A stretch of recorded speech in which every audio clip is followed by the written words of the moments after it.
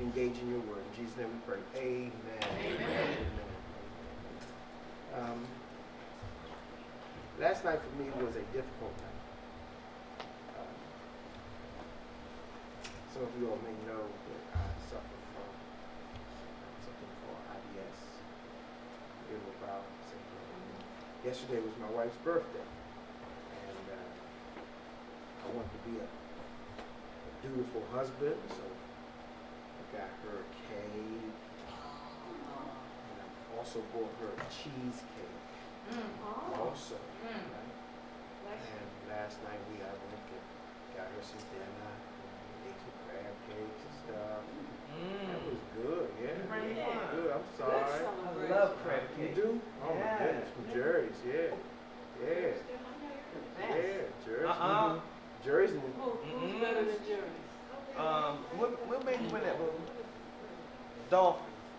Blue Dolphin. Blue Dolphin. I like Blue Dolphin, but to me, it's not better than Jerry's. No, it's not. But I like Blue Dolphin. Is that where we went for dinner when they had the anniversary? No, I beg to Do differ. you think Jerry's better? Yeah, I like Blue Dolphin. I do. Because Jerry's is in Bowie, right? It's in Bowie. Yeah, Jerry's is in Bowie. Oh, the pizza. Don't say that. No. There was one in Atlanta. There used to be one in Atlanta. Yeah, it's the same one. It's the same one. But that one in Atlanta closed now, right? But they both used to be open. They're owned by the same people, right? But they moved out of Bowie into a nice big old place. And, no, it's right out by the movie theater. TGI Friday and not Texas Roadhouse, but it's another steak joint. Yeah, steak joint, and then it's there right there. But so I went to Jerry's. We got some dinner, crab cake. I got me a filet mignon, and it was no scrimps. It was tasty. And my filet was tasty, and wasn't enough, but it was tasty. But I appreciate the ability to be able to have it, right? But then after we ate, Stephanie said, "Do you want a piece of cheesecake?" Right? And I said, "Sure, I'll take me a piece of cheesecake." Right? So I ate a piece of cheesecake, and then I fell asleep on the couch. And then when I woke up, I said, that cheesecake was good. You went and got another piece. So I went and got another small little sliver, just a little bit more, not a big piece. And I laid back down on the couch. And Kenny, I hadn't had a flare-up in a long time. And I had been going through just eating what I want to eat, or whatever I want to do. Yeah, whatever I want to do. I've been fine. Not last night. When it hit me, I couldn't walk last night. It was tough. It was excruciating pain. I couldn't. I got to the steps. Then I got to the top of the steps. Said, I ain't gonna make it. But praise the Lord, I made it. I was able to get myself to a place where I could at least get me some sleep. And I woke up several times during the night because that's what IBS does. It just doesn't let you rest. It doesn't let you get settled. Yes, indeed. It doesn't let you get settled. I've never heard of that before. Really? Irritable bowel syndrome. Irritable bowel syndrome. It's just absolutely. It can be excruciating. It can be awful, right? However, I got myself through it, right? Now, some of y'all might say, "Wow, Pastor, that's real personal. You know, sharing pretty intimate details of your life, right?" Well, that's Grace Life. That is Grace Life, right? But the reason I wanted to share that is because part of what I want to talk to us about today is how easily we forget where we've come from. Woo. And we begin to engage in the activities thinking that everything is still the same. But then you get to a place when you start to engage in them activities again, you get to a place where you just say, I find myself doubled over because guess what? I went back into a lifestyle that had crippled me. And I've been delivered from it. But isn't it easy to go back sometimes? Did that make sense, y'all? Yes, sir. Isn't it easy to go back, not realizing that all you're doing when you go back is creating an opportunity for pain, an opportunity for hurt, an opportunity for disease to actually take place. Not necessarily just the disease of IBS, but the disease of sin to begin to rule in your members again, right? The point is, as we begin to grow, because that's what we've been talking about, maturing, we've been talking about growing up, right? As we begin to grow up, we all sometimes develop a propensity to kind of dip back, right? We grow up, and then we forget what it took for God to get us out of where we were. We forget. I don't think we forget. No, some of us do. We forget the sensation. We forget we forget the hardship. But guess what? Guess what the flesh does, though? The flesh makes it easy to remember the pleasure, right? But Flesh says I can handle this. But what the spirit, but when your spirit becomes so diminished, your spirit can't speak to you and say, but remember the shame? Remember the pain? Remember the disgust? The guilt?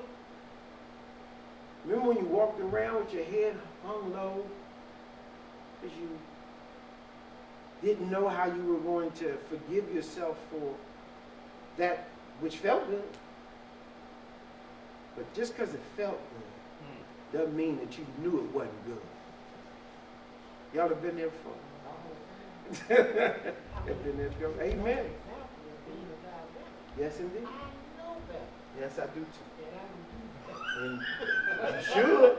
You should. You should. That's that flesh. That's that flesh. That's that flesh. Do me a favor, turn to Galatians, the 4th chapter, and then we're going to go to the 5th chapter. And on today, I promised you all, I bought another book and gave it to Darnett. Darnett's going to be reading a lot of things that show us what a contrast it is between living in the flesh and living in the spirit. But before we do that, I wanted to read something to you and kind of explain something before we, as a foundation, before we move forward. Galatians, the 4th chapter. And in this section, Paul is starting to discuss some of his fears for the church. Because remember, we talked about this from the perspective of the church, right? You know, realize this, the church is in all of us. It's not just a building, right? The church is in all of us.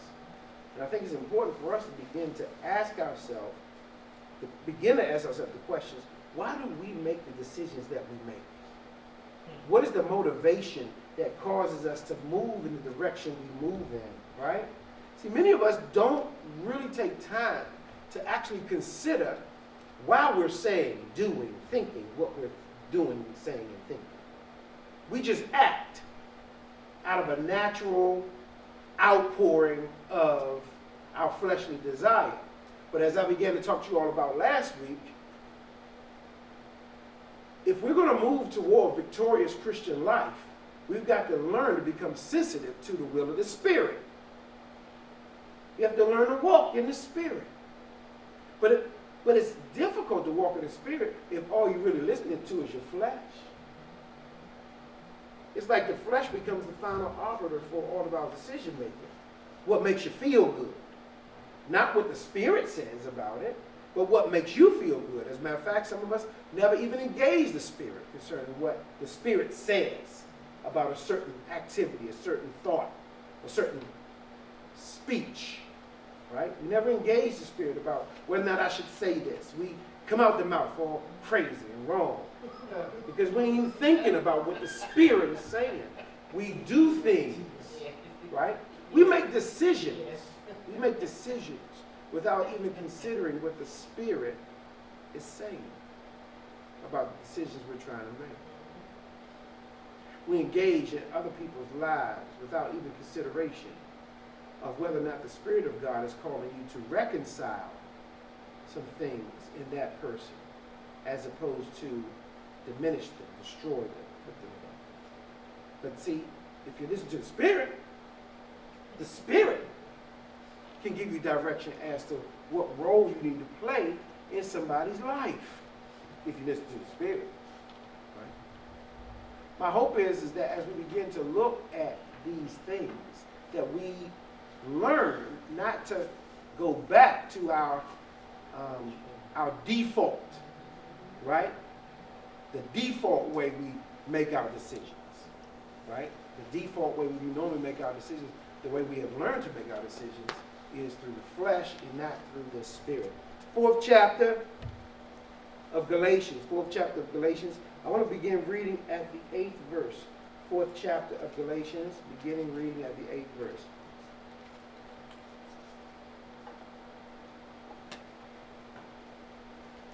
Are you there?